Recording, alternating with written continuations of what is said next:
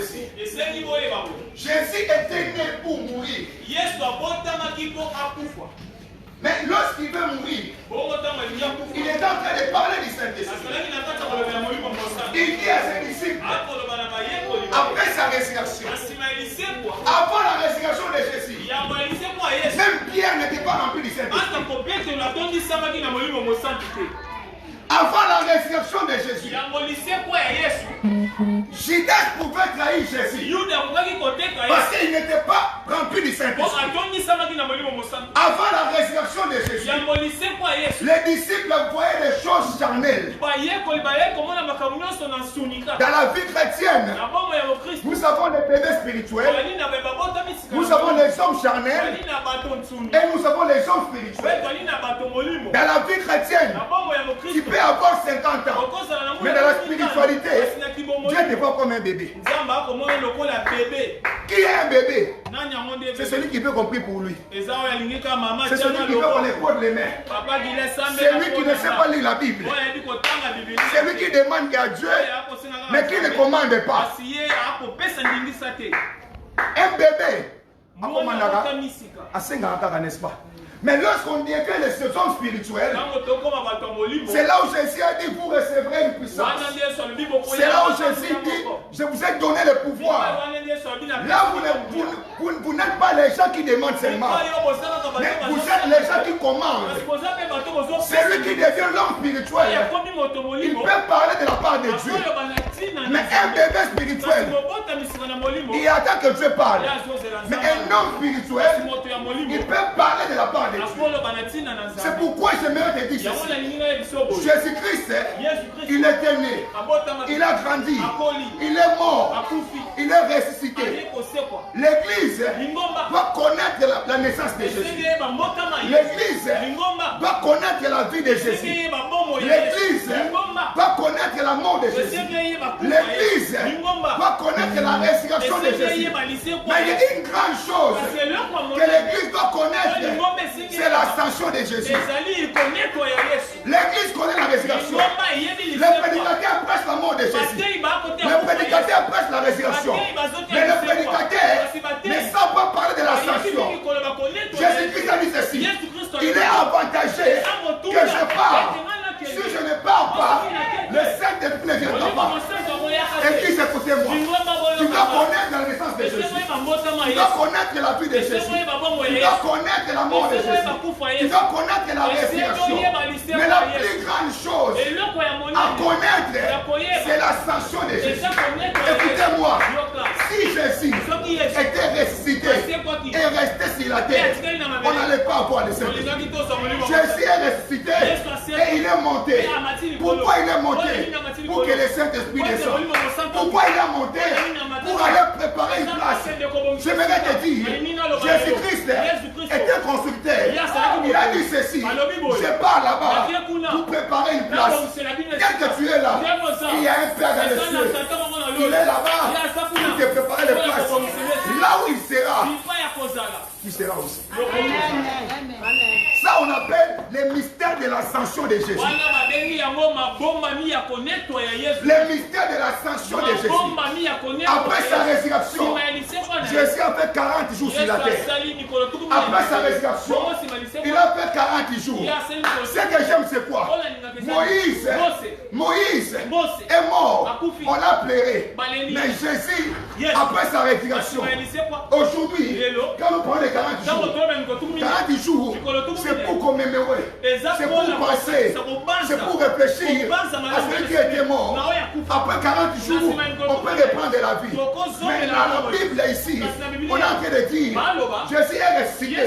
Il a vécu près des disciples pendant 40 jours. Donc les disciples ont vécu avec Jésus 340 jours. 340 jours. Mais à la fin de sa vie, Jésus, après sa résurrection, il a rencontré les disciples. Ils ont mangé la Sainte Seine. Après, ils sont en train de monter. Jésus leur dit, maintenant je dois partir. Je dois partir. Lorsqu'il est en train de partir, il lui donne une condition. Il dit, écoutez-moi, c'est dans Acte 1:8. 8. Il dit écoutez-moi. Ne quittez pas Jérusalem. Ne quittez pas Jérusalem. Jusqu'à ce que vous serez remplis du Saint-Esprit. Et le vendredi, j'avais dit ceci. Jésus-Christ, il n'est plus sur la terre. Même si on chante Yesu Azawa, Jésus n'est pas ici. Même si tu dis Yesu Nacho Nakichi Oyofanda, il n'est pas ici. J'avais dit le vendredi, Jésus-Christ nous a laissé des choses. Quoi et quoi? Le Saint-Esprit est quoi? Et son nom. Jésus n'est pas sur la terre. Il est là-bas dans les cieux. Il est assis à la gloire du Père. Mais Jésus nous a laissé des choses. Attends, bien soit ça awa. N'a pas sur le baillet soit ça awa. Tout le monde est mon sang soit ça awa. Jésus est dans les cieux et nous a laissé des choses.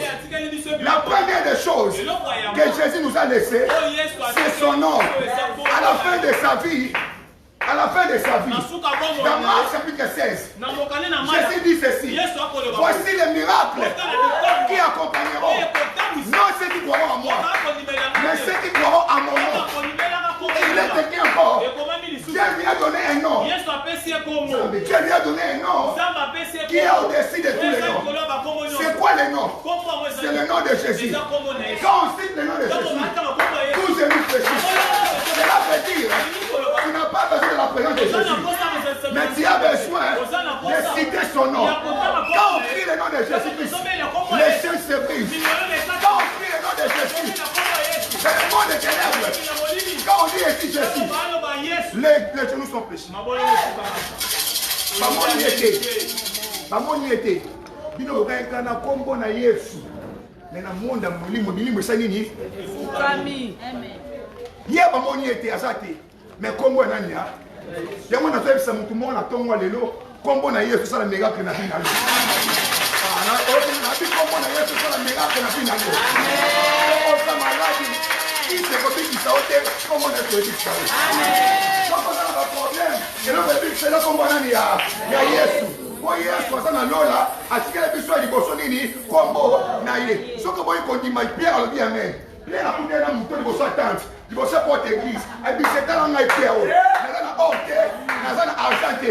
Mais on a ça nango na kombo na Yesu. Telema, atelemi. Na tombo le comme va Nicolo. Na kombo na Yesu.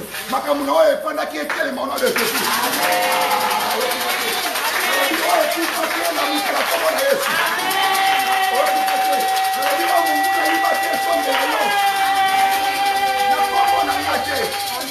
Paul a église la correction.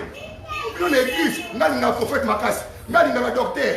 L'église à Corinthe, parce que nous avons Apollos a été, nous sommes à l'obamenti. Ce qui Pierre, Paul a été, nous sommes à l'obamenti. Soit Paul a été, nous sommes à l'obamenti. Est-ce que nous avons Paul a fait la bino? Nous avons fait la bino? Nous avons fait la bino. Nous avons fait la modération. Nous avons fait la tei. Basel Moussala Moko. Et ça, nous avons fait la Pobisaka. Donc, Yesu, a tiré du sonnet du combo na ye. Il y a un temps où ça n'a likambu. On a un problème. Kobe la mingangate. Kobe la pastéate. Bela nani. Combo na Yesu. Combo na Yesu et Bibisaka. Avant il y a Saint-Esprit. Et ce moment-là, il y a un mokili oyo. Et là, il y a un Yesu a tiré du combo na. Nassima comment on a eu? Alors puis voici le miracle. Après avoir laissé son nom, il a maintenant dit ceci: je vais partir, mais je ne vous laisserai pas les orphelins. Je ne vous laisserai pas les orphelins. Un bon parent a préparé un Amen. Ça conseille à venir question. Quand on est là, on a faux papa. Papa malamu abomisaka via bana itango azana bomo itango bana makasi. Yesu azana makasi alobi na kini. Alors bien okeni nayi. Mutu no so na kati église o ya bosa na ka okufa za libonga. Odare suka. Ato sambela ka parla la mo okufa kaka. Amen. So na mutu no kansa lokola bakise pour jaka ni kola ba telonga ni wapi. Amen. Nous sommes là, à savoir, et n'a pas fait, nous on est là-bas, nous avons un kubisi, nous avons un big nati dans la loi. Nous avons un big kilo, ma soumou, il est dans l'Indien. Moutounion, ça, moutou, n'a pas nous avons un bana. Il y a beaucoup de temps, on appelle la maladie grave. Mais si on appelle la grave, on a fait. Et bien, que chaque mois, on a ça, on a fait. On attend combien?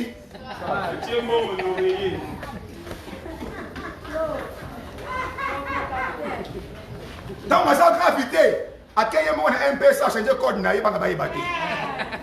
Mais dans ma combat grave, on est 994, on a ça comme grave. Espoir rester, on s'en parle de lui. C'est pas lui qui va vous dire, Nani.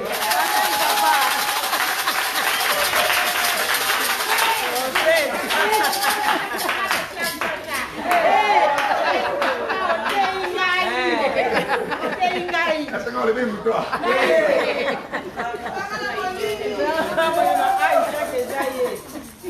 Papa Jean, quand vous êtes dans ma classe, vous allez savoir.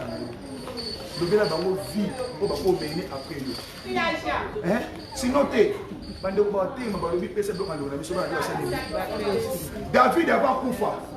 David Salomon Fandawana. Vous avez tout tel. Asalanga boina bombo. Yopé, le coup de mokonzi. Koti kasuka pembe na mutu na ye. Moni mutu tel est limite. Beaucoup la bimaka Jérusalem, bomaye. Wana David avant Koufa, il salani Salomon. Avant Koufa, parents madame n'a pas son conseil à parents. Parents oyo, asa na pas na ba mité à souffrir. Et ba ne ba souffrir. Bani ngano liboso bata ba no boti. Amen. Amen. Amen, papa. Yango yesu avant Koufa, papa, aisi ba e koli na ina kini. Ena ko tike bino ba na bitike.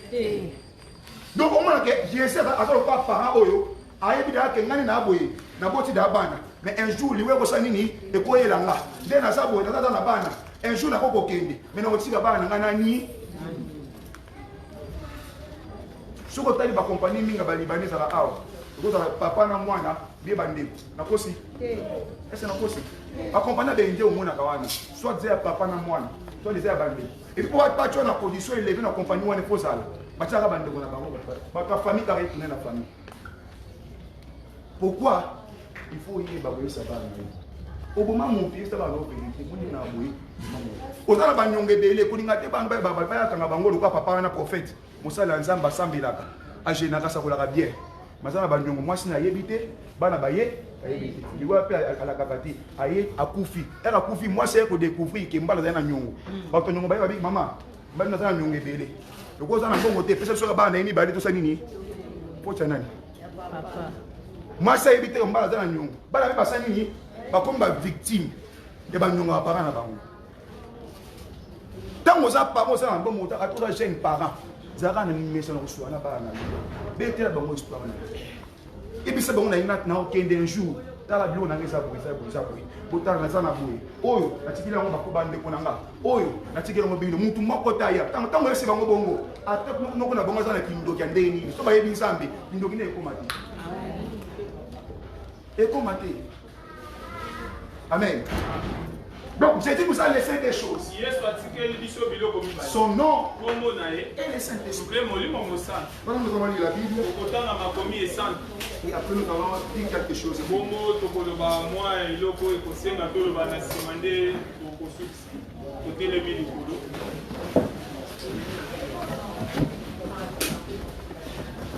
Exode chapitre 13.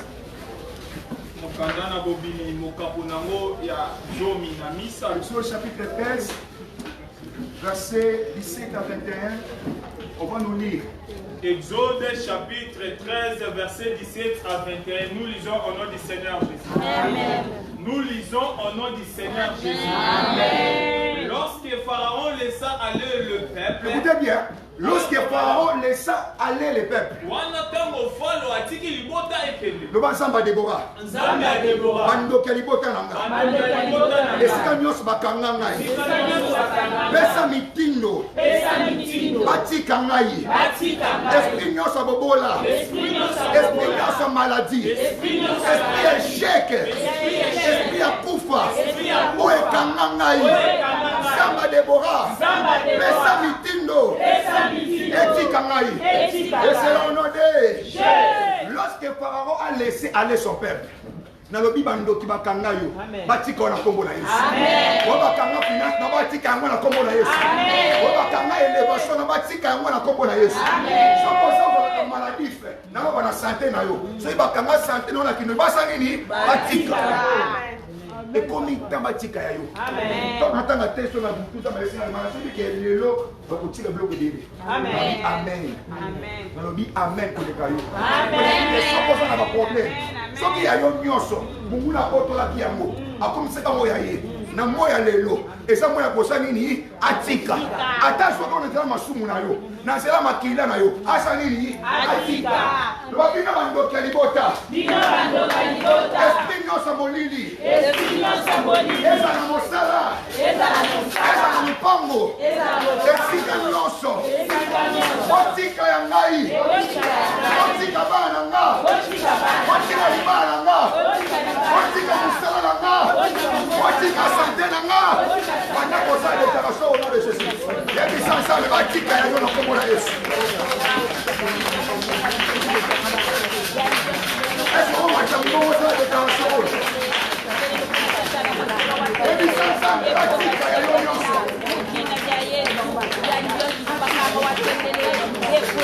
Et c'est là au nom de Fana to continue fana. Est-ce que vous avez un mot to? Amen. So vous avez molimo za ba. Amen. Lorsque Pharaon laissa aller le peuple, Dieu les conduisit point par les chemins du pays des Philistins. Mais écoutez ici. Le diable les a laissés. Pharaon les a laissés. Pharaon en Israël était Dieu. En Égypte plutôt, il était Dieu. Il était le roi. C'est lui qui avait renfermé tous les enfants d'Israël. Et ici, Pharaon ressemble au diable. Tout ce que le diable fait, c'est ce que Pharaon a fait. Amen, amen. Le diable nous fait souffrir. Et Pharaon a fait souffrir les enfants d'Israël. C'est pourquoi j'ai dit dans la vie de quelqu'un, toute souffrance, il ne vient pas de Dieu. Aujourd'hui que Dieu te sépare avec cette souffrance. Papa, il ne pas ce que ce n'est pas ensemble plus tard. Et ça ne va pas se tout ce qui est dans le monde des ténèbres. Aujourd'hui souffrir, on s'en va stabilité. Il y a des exemples d'Aébi. Ok, il y a des Satan sans nini, on s'en le bruit. Pharaon a laissé le peuple partir. Il a délivré. Comment il a laissé le peuple? Dieu a envoyé sa main.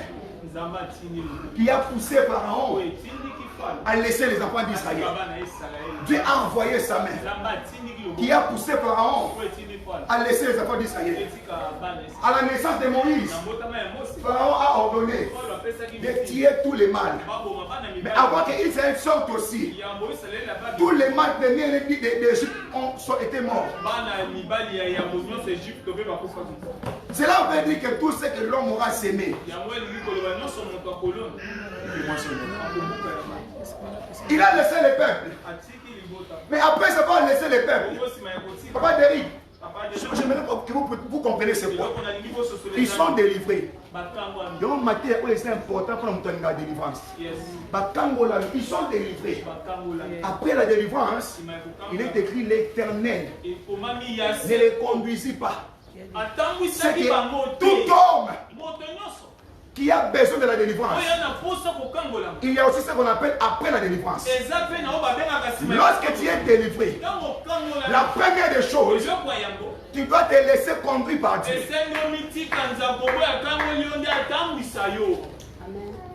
Amen. Toi qui es le plus proche, car Dieu dit. Quand vous avez un en Égypte, vous avez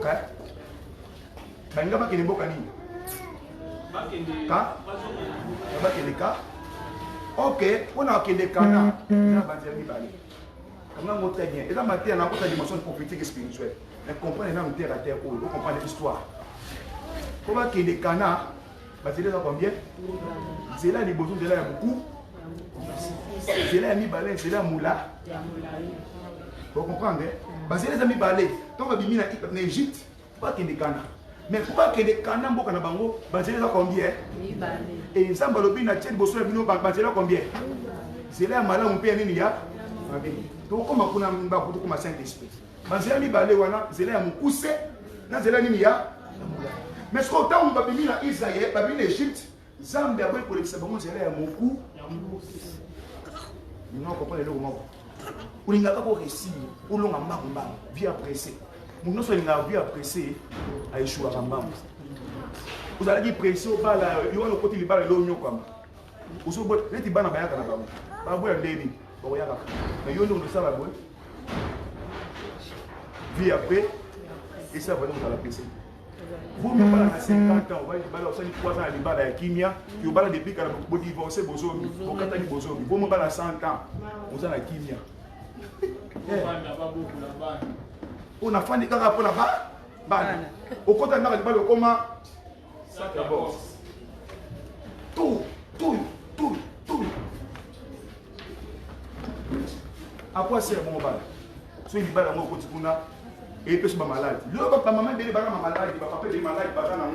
Il est malade, il est malade. Il va l'apprécier. Où est-ce qu'il va l'apprécier? Si vous validez, non, tu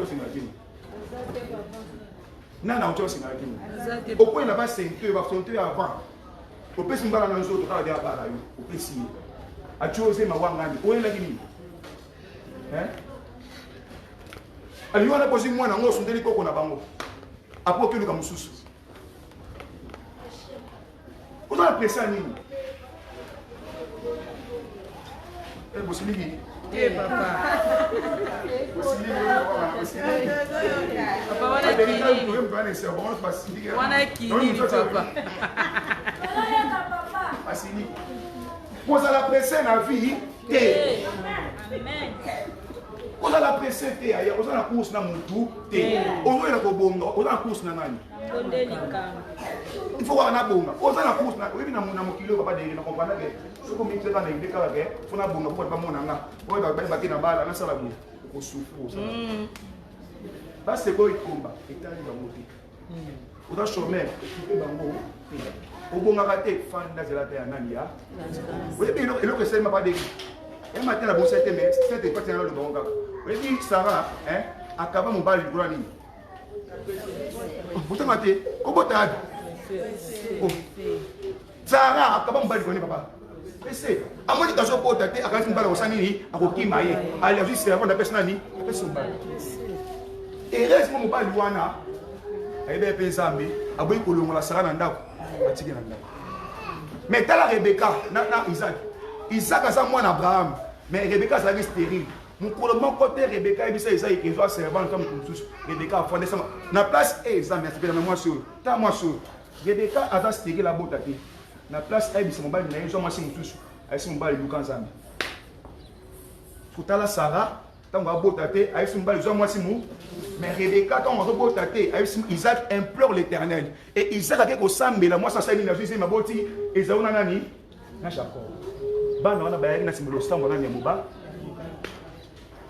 Mais maman na bango Sarah tant on se porte tête n'a pas cette Abraham Lukanzambe après ça Abraham nani moi Nicolas lui a pris même de comme la qui on va regarder à boti maman et allez abina sani na dinga moi so sani Zambé pe moya boka pe mwana wana ata olingi mwana mobali na boti libanda Zamba ko ina yete ko yini malgré malgré Sarah dengana ki Isaac Zamba ko te na Agar et puis le pesa ngani e passe dani Sarah za ki moi si mo na kamwa kai de passe na mobali na non ange de mila eboyite mais Agar ba bengani na désert ko te na nani asoli pe na ange yongo na no ba na Nzambe msusu malheur msusu la porte ya bonheur malheur msusu la porte ya bon bonheur. Ça me permettre de faire un musala. Pas bien non mais biscuit tel beau. Et si vous avez confiance dans balongo lieu. Ok, ça m'a fait le porte ici comme mususu. Et on soit dans ba kangi porte, quand la porte on a été. Il va que ça me dans kangi porte, on a ça ni. Vous allez apprécier. Amen. Vous allez apprécier la vie. Tiens c'est. On a course tala na episode victoire na course na mutu. On dit na course na mutu te mukolo kufa. Mutu mongo ta ndimba kunde na ye. Mutu te la mokilo ko bateke o akundanga na ye. Alingaka makasi jamais. Donc on tala pressé. Oko lela te. Pour que nous répondons tout bête moi moi ça ba ça la vérité. Ça va pas. Ça on samba kangoli bango. Bakina banze za mi balé. C'est là ya pressé. Ya pembe ni ka so ke bosan. Na mokilo oyo na linga jela mulaya. Atanga linga mo. Nani? Asate. Mais mutu ana cet esprit alinga jela mulaya. Donc tant ça va sur la solution ba tout ke. Ndé la solution na mitema na biso ba tout. Tu ngaka mamba mi pousser. Mais ngaki na 20 ans na bala. Na 21 na dana ko na bota da bani. Na 23 da wana yo bomu c'est au final cet esprit. Il y a besoin mobile na hôtel la profit na yo. Mais mai n'est pas cet esprit ba. Et yo so bina ba yo ko biki na teli boso mi mazela mi ba. Ya malamu pe ya mabe. Ngai na ko nzabe na bino rese bino mpopo na zela nini ya. Donc na vie mona mutu, zela mabe ça zela mukuse tout court. Yo mona ba bakenda pressé baza mapini richesse mbongo. Atongi banda ko be na sima, ala ni pe na banda ko ngo te akufi. Ikola pressé. A sacrifier ba a sali makambo nyama be na mokili oyo pressé. Et le quoi liboso o roye ba ke moni mo santo atambu so toté. Ce moni mo santo a conduire yo za la pressé te na. Seulement au ganga. C'est moni mo santo zo conduire yo za la pressé. Parce que liboso moi na nzambe nyonso. Égypte symbolisait monde. Nzambe bimi c'est bon kacha monde. Égypte symbolisait monde. Mais elle va bimi l'Égypte. Nzambe aboy ba kende zela mukuse. Et Yesu Masi est tombé dans la croix, Matthieu Jean 17. A ensemble si papa bi papa na sengi na ote ko longa bona moki na moki. Donc ça va délivrer parce que pour que non lola té. Amen. Yesu akamwa biso que non lola. Parce que bon moi pourquoi même bon c'est là mukuse té. Dans la sabine ngwa. Donc na vie na yo, banzela non se mukuse pour boire là. Quand on a pressé, on va continuer. Car Dieu dit, le peuple pourrait se repentir en voyant la guerre et retourner en Égypte. Mais Dieu fit faire au peuple un détour par les chemins du désert vers la mer Rouge. C'est que ça me parle ça comme ça. Hein? Tu vois qu'il me fera avancer, oui. Ça m'a essayé de Lucas. Donc on est pour avancer. Et ça va être un beau salaire de retour.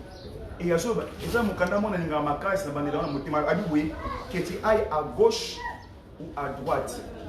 Tu entendras la voix qui te dira, c'est qu'ici les chemins marchent ici. Alors que à gauche, tourne à droite. Au cas où mon gars est c'est les à côté au tambour. Et lorsque Babini wana, pendant que les gens m'ont poussé, ça m'a dit non, non, que les gens m'ont poussé, pour qu'ils débrouillent. Et lorsque comme c'est les amis, lorsque les gens m'ont poussé, c'est là où on s'en m'a mis bango. Et là, quand les bossons, ils ont dit, il y a mer. Donc, dans ce cas-là, mon poussé, au bout de la mer rouge. Mer rouge, et symboliser une nouvelle naissance.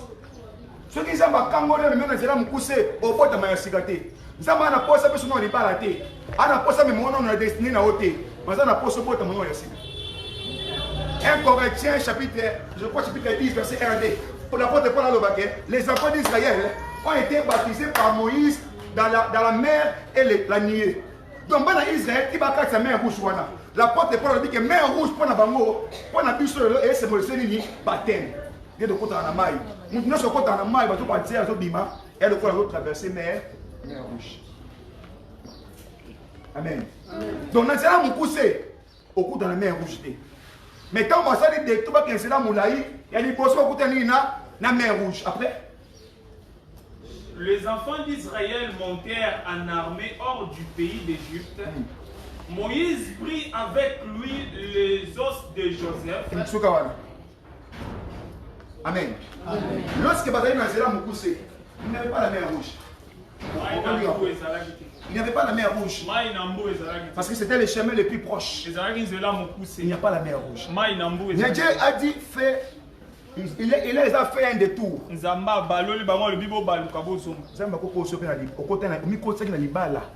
Au 50 ans, on déjà mais déjà bêta makina libala. Ato bêta makina mami bima bima. On a demandé 60 balles. Maman. Banda kokende. Bakunda kokende. Na ici bango au balou. Des fois tant OK liboso mo makambo yesi baté. Telema sanini. Comme les cas qui les relations mo bongo ne simbaté. Ko kada te ko luka mususu te. Ko kadi relation de balou go sanini. Jacob abimina ndako nani ya là-bas. Tant va kende, azo atiki bana na mwasi, amitiki yemo musamo. Amen. Donc Dieu les a dit de faire un détour. Pourquoi ils doivent faire le détour? Et quand ils ont fait le détour, ils ont changé les chemins. Ma prière aujourd'hui, que Dieu te change le chemin. Tala, vous êtes dans le ministère de et ma soeur me dit, moi, ma belle, c'est à yoté. Pour l'homme, pour la à l'apôtre Paul, quand nous avons béni, alors Bible, il y a Paul, il a béni le ministère, mais il a béni le ministère pour la circoncis. Donc Paul a passé à la païen, alors Pierre a passé à la circoncis. Donc Pierre, pour à ton église, pour ton et c'est qu'il a le circoncis, juif. Paul, pour ton église et ton et c'est là le circoncis. Si vous avez compter le ministère, au total 5 ans, 50 ans, 20 ans, 30 ans, ici comme on fera élévation. Paul a joie et où tu arrives dans Jérusalem. Un jour, ça va me moi, c'est mon révisé, et la mbo est à Nani, à Bimoutou, à son à Jérusalem, pour n'amener pas quand il Nambo Kanaimoko, juif. Bandone Bashi Bassani va combattre. Et pourquoi? Ça m'a dit qu'il y a ça le ministère, il y a un juif. Il y a ça le ministère, il y a un papa. Donc, si vous voyez c'est là où on va me maroter pour échouer. Papa Jean, Dieu les a chargés les chemins. Mais ce qu'on remarque, c'est quoi? Là où Dieu les amène, la première des choses, ils rencontrent la mer. Je vous ai dit que la mer, c'est la nouvelle naissance. Oh, l'objectif était d'aller en Cana. Cana, c'est la destinée prophétique. La destinée prophétique des noms. Mais avant que l'homme arrive dans sa destinée prophétique, l'homme doit passer par la mer. La mer qui est le baptême. La nouvelle naissance. Écoutez-moi. Tu peux devenir prédicateur sans être de niveau. Tu peux devenir docteur de la loi sans être de nouveau. Comment on est dans Jean 3? Nicodème dit. Nicodème a dit docteur de la. Babenge, docteur de la Mibeko. C'est d'ailleurs Mibeko de A à Z. Ce que Yesu a dit, ah, docteur en loi, vous avez dit que sika. Donc, à Théaka, à Sabatou loi, ça va le vivre. Malgré la Sabatou loi, mbotama sika arrive à monter. Tu peux servir Dieu. Tu peux venir à l'église. Tu pries où? Je prie Ebenezer. Tu peux prier sans connaître la nouvelle naissance. C'est pourquoi j'avais dit à un frère, oui, tu as besoin que tu sois guéri. Mais avant que je prie pour toi, tu dois recevoir Jésus comme Seigneur.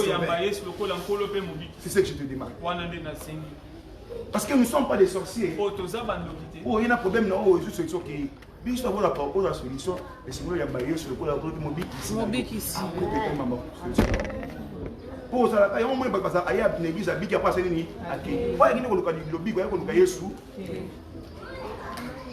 ils ont rencontré premièrement la mer Rouge. Qui les a conduits vers la mer Rouge? C'est Dieu. Et nous allons voir comment Dieu les conduisait. J'ai dit la première des choses que nous devons rencontrer. Quand nous sommes conduits par le Saint-Esprit, la première des choses, nous rencontrons la mer. Il y a plusieurs significations. Mais je garde cette signification de la nouvelle naissance. Après avoir rencontré la mer, la deuxième des choses, c'est le désert. Lorsque Dieu te conduit, lorsque le Saint-Esprit te conduit, je vais finir même par ici. Lorsque le Saint-Esprit te conduit, la première des choses, il te fera passer par la mer. La deuxième des choses, il te fera passer au désert. Jésus me dit amen. Il est écrit ceci. Dans Matthieu 4, chapitre 4, verset 1. Jésus-Christ était rempli du Saint-Esprit. Lorsqu'il est rempli du Saint-Esprit, Matthieu 4 dit ceci. Le Saint-Esprit lui a conduit au désert. Tout celui que le Saint-Esprit conduit, la première des choses, le Saint-Esprit te conduira vers la mer. Après, ça va passer la mer. Le Saint-Esprit te conduira au désert. Jésus-Christ, il a fait ces deux choses. Il est écrit ceci. Il est venu vers Jean-Baptiste avant de commencer son ministère. Il est entré par la mer, il a pu baptiser. Après son baptême, le Saint-Esprit est descendu sous forme d'une colonne. Cela veut dire, après son baptême, Jésus ne marche plus selon ses pensées. C'est le Saint-Esprit qui le dirige. Après avoir reçu le Saint-Esprit, maintenant Matthieu dit ceci. Le Saint-Esprit a conduit Jésus au désert.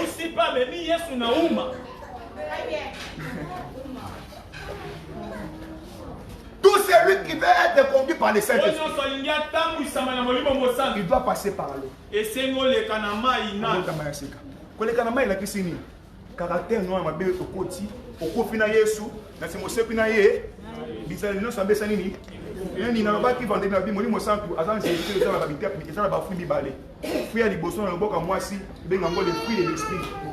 Fruit de lait, na boka mwasi bambuma moni mo santu.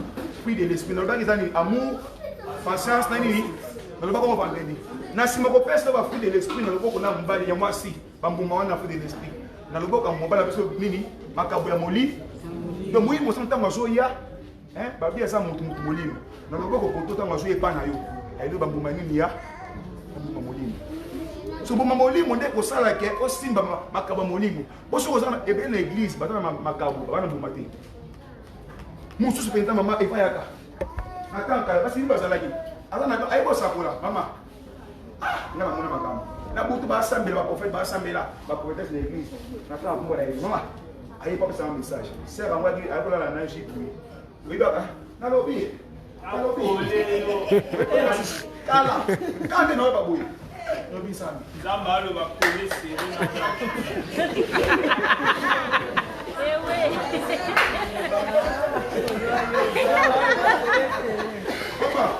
na même si il dit attendez parce que attaquer roba soirée comme il y a une photo de sécurité papa azala makaba molimo masala bi ba photo ba molimo yo na kamanga kutu so na ko zamba zamba be kama kama papa de kabo bo ya nda bo tolo la tolo kama ne ko za boye ah ka azo tanga be makasa balobi azo sala bo sabe na ko ni azala makaba molimo azala ba fruit de l'esprit fruit de l'esprit à caractère. Au cause d'un don spirituel, mais chose en fruit de l'esprit, on offre un baptême qu'on a dans l'église. Au bout de la maman. On peut respecter baptême. Le coup le commenté, il y a pas de noce comme il n'a pas corona. Mais après mon limo et sur mon temps aux en don, on va pour respecter baptême. On va comment transmettre le message. Si on a don, on va friter. On va ce message dans la somme tout le monde dans le document, on peut ce message. Ça m'a dit qu'on a un document. Alors aux en mais on comprend l'essence du message. Au parti famille là-bas. Il y a un mot comme molimo et ça bien. Dans le mot comme moi, il faut le patience, amour, tempérance. Je ne sais pas comment tempérance je vais moi, moi, ça dans la rabaisse, on parle dans la pointe, on parle dans moi, c'est moi, on a été au là. Les loyers, allez, Derrick, papa, dans la tempérance, mais sur l'église, Zambasawa, de nos côtés, où ça est bon?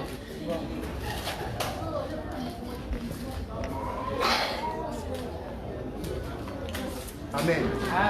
Donc quand le Saint-Esprit te conduit, la première des choses, tu dois passer par la mer Rouge. La deuxième des choses, quand le Saint-Esprit te conduit, tu dois passer par le désert. Même Jésus a passé par les deux chemins. Jésus a été baptisé par la mer au Jourdain. Après avoir été baptisé, il est allé au désert. Pourquoi le Saint-Esprit conduit au désert? Pour être tenté. Donc si le Saint-Esprit conduit, c'est une bonne mission de la tentation. Au moment donné, le Saint-Esprit a conduit là, mais mon gars s'est battu. Et dans le fait que le Saint-Esprit conduit, la tentation est arrêtée. Tentation ma casse. Lorsque je sais aller au désert, je me sais que si vous avez un ensemble, bon moi je vais vous dire on va tenter. La tentation de tenter le caractère à Jésus. Jésus est dans le dos de la lumière. Le caractère est lié cambié. On peut tenter ça mais on peut ça la bonne. Amener Nicolas Temple, vous m'avez la ngaï. Parce qu'à l'époque, bande ko boye na l'église. So ka était l'église ba bengani. So ça ta ebise vous. Monde ba be l'église wana. So ko nguma meli ngaï na pêche l'église wana. Aboy. Ado nguma na ko nguma mela kana nsambi na lumo. C'est quand on a besoin de ça, on a besoin de temps où ça y est. Il y a des bossos, on peut la mer rouge. Il y a des balais, on peut la dé. Des airs, on s'attend. On a un millier de soucis. On a un ensemble pauvreté, maladie, problème. On a un ensemble qui est dans l'église, qui n'était pas. Tu as un bon problème, il y a un traverser des déserts, vous traversez. Si vous avez une épreuve, vous avez un désert. Épreuve, vous avez un bongo. Vous avez un problème. Si vous traversez des déserts, vous avez un désert. Vous avez un désert. Désert, vous avez un désert. Vous avez un désert. Na moi non témoin ensemble moi consommation à l'extérieur du désert jamais. Mutu moko te na Bible ça ba tombola isa le kana désert. Mutu nyonso ça ba tombola na Bible à l'extérieur quand c'est là nini ya désert. Mutu nyonso ça ba tombola. Quand il y a le Saint-Esprit. Mais le problème est que la majorité ici, nous sommes conduits par les esprits méchants. Nous sommes conduits par les esprits des familles. Maintenant, nous voulons prier. Nous allons refuser d'être conduits par les mauvais esprits. Papa, ton mari peut être là au salon avec une dumba, or que ce n'est pas son vouloir, mais ce sont les esprits. Tu vois, ton enfant était bien. Automatiquement, il a changé. Ce n'est pas lui, ce sont des esprits. Il est écrit ceci. Un père a dit à Jésus, voici mon enfant. Un jour, j'ai amené faire ses disciples. J'ai dit à tes disciples, priez pour l'enfant. L'enfant était paralytique. L'enfant était muet. L'enfant ne parlait pas. Amen. L'enfant tombait l'épilepsie. Mais le père a dit ceci. J'ai dit à tes disciples de prier pour l'enfant. Ils n'ont pas pu. Mais papa a dit ceci. Voyez mon enfant ici. Il a agité par un mauvais esprit. L'esprit qu'il a là-bas lui jette dans les mers, lui jette dans les feux. C'est qu'un homme peut être conduit par de mauvais esprits. Et lorsque Jésus est venu, il a dit, toi esprit mioué et impie, esprit mioué sourd, mioué et sourd. Toi, esprit mioué, je t'ordonne de quitter ce corps.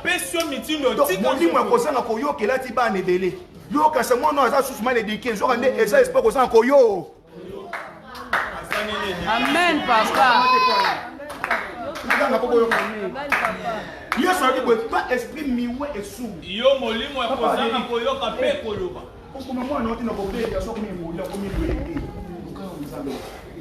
Pourquoi pour m'appeler moi on a confié à Philippe, esprit de CPM.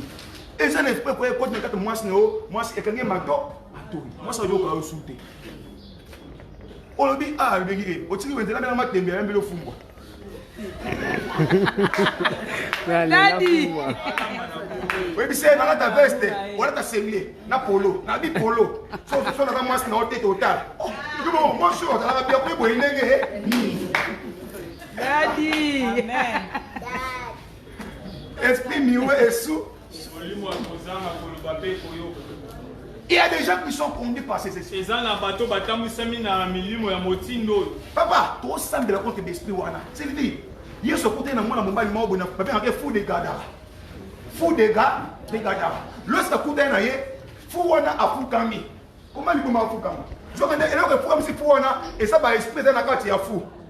Par la Bible, fou va exprimer dans la carte, il y a un cimetière. Donc, fou exprimer dans la carte, il y a un tombeau. Donc, moi, mon père, pour exprimer dans la carte, il y a la kimia. Il faut ça dans le cimetière. Est-ce que moi, je ne vais pas faire?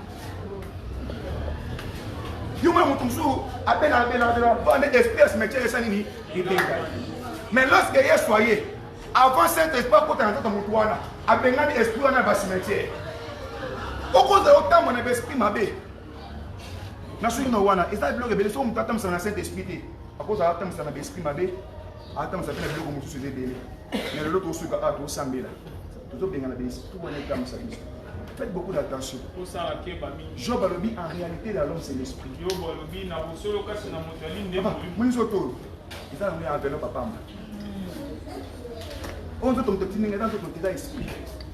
En réalité, dans l'homme, c'est quoi? C'est. Moi, mon bal est qui tombe Mathieu, maman. Frère, on reçoit un aéro. Pourquoi ma bonne on le cancer? On a un maman. On va aller au son de la petite. À moi, son de la petite. Yo pesa on mira ko langa yo pesa na bayi ni baro reke nanga na tika nanga o yebe tele mon ko tom sama na esprit mabe esprit de ndumba et là tiepé nous sommes pas dans la pasteur à ça pour la esprit mabe à ça on a piton comment on monte la bible après c'est prophétie exact pour la telle lui à savoir une vérité mais et là que ça pour na carte na esprit ensemble esprit plutôt na carte des zoloba. Le Seigneur, quand on fait Adam et Ève, Adam est normal. Satan, c'est nini? Côté. Admissez ma message. Ce qu'on a évité dans la table, ça va. Tant on dit pas là, on bien. Dans la table, ça va. Dans la banne, on va pas comme ça. Pas de bague, il n'a pas le côté d'esprit dans l'université, dans l'école, dans l'OEC, pas le côté d'esprit ailleurs. Si vos parents, ils beaucoup comme un bon on a pas la tête, ils doivent venir à temps sous, quand on va comme un bâti. Bible le bina temps sur bana bango ka parana bango bando ko bunda ko soa na ba parana bango eza esprit eta mona mokilo ko to ko bina temps sur so so parents yebi bloc côté na lo ba o ba no ba ko memelo ba malé ba ko fon lo ba porte na ka nda ko so ibate zo ande za na esprit mo sa na kacha mwana mo papa c'est qui na ba boye Judas yé mo ko nga te ka yesuté lorsque comme ya sumbongo esprit mo ekote na kati na ye ba ka Satan sanini a côté na kati so Judas yé mo nga sa na moti Satan c'est lui, on a Satan bimi. Ba ebise e yom to tiri Yesu. Azui mbongo ngo ali yango personne ni ake ko bua. C'est le celui Satan ko la kaete. Ay ngate ka Yesu te. Autant la Bible bien, ko ko na ni ça caractère na été. Ça esprit ko te na kati na. Donc yé moko ko ngate ka na Yesu te. Mais lorsque Satan poti na kati na ye. Allez, azui mbongo. Est-ce bon pe si azo ke ni na ba soldat après c'est esprit du jour. Ya na c'est ça y. Donc Satan t'a conduit. Surtout Satan a bimi. Moi ce que m'a bien autant c'est pas Satan. Soit Satan côté t'attend ici autant abima. Soit au koufi, soit te perdre ma oignon. Soit il y a une to semble te beta bo. Autant libala na. Na pour ça, na personne à 5 à 10 minutes. Autant libala na yo.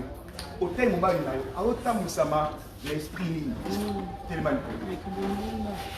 Esprit ni